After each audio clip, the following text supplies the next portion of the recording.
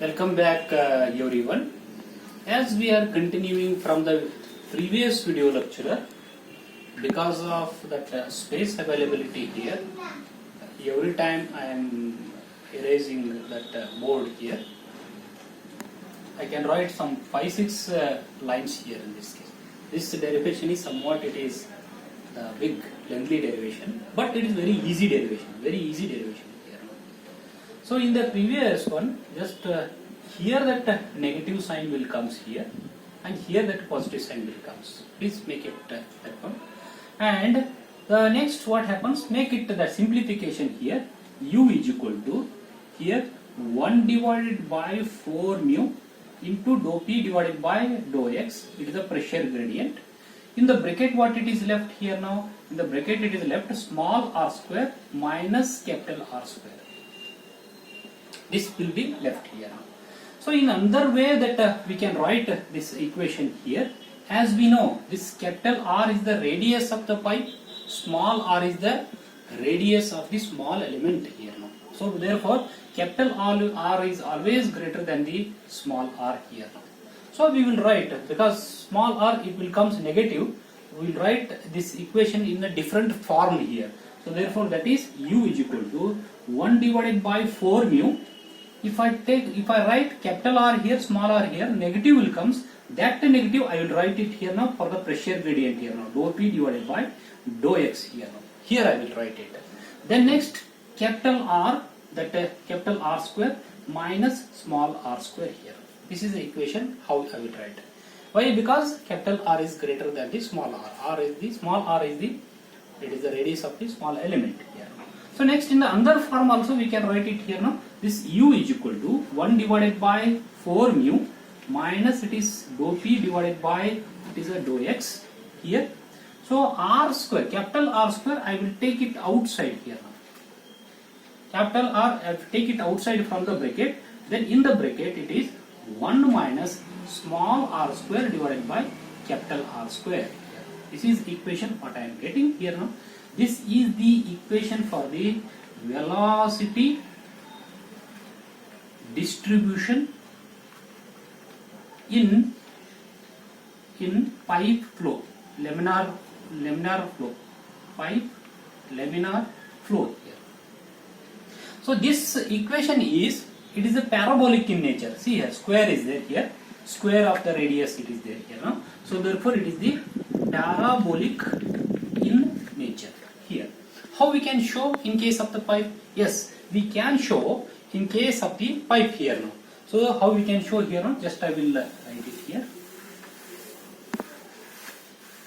Now this is a very important that relation to continue the next derivations here now. So this equation has to remember, or else we have to derive it. It is not possible to derive it once again from the that initial stage. Better you remember it, and it will also helps for the solving the numericals here now. At any value of the radius small r, we can get the velocity is how much here. How this one I will show you. So this is the pipe here. Yes, this is the pipe. So this is the pipe here. This is the central axis of the pipe here. And total the radius of this pipe is, this is a capital R, it is the radius of the pipe, and it is a small r radial direction, small r that radial direction here. At this point if I take here velocity distribution, it is in parabolic in nature. How this is parabolic in nature? Like this here. Yes. So this velocity at the surfaces, this is zero velocity here. At this surface also velocity is 0 here now. The velocity is, it is a maximum, U maximum. Velocity will be maximum at the central axis here now. What we can get here now?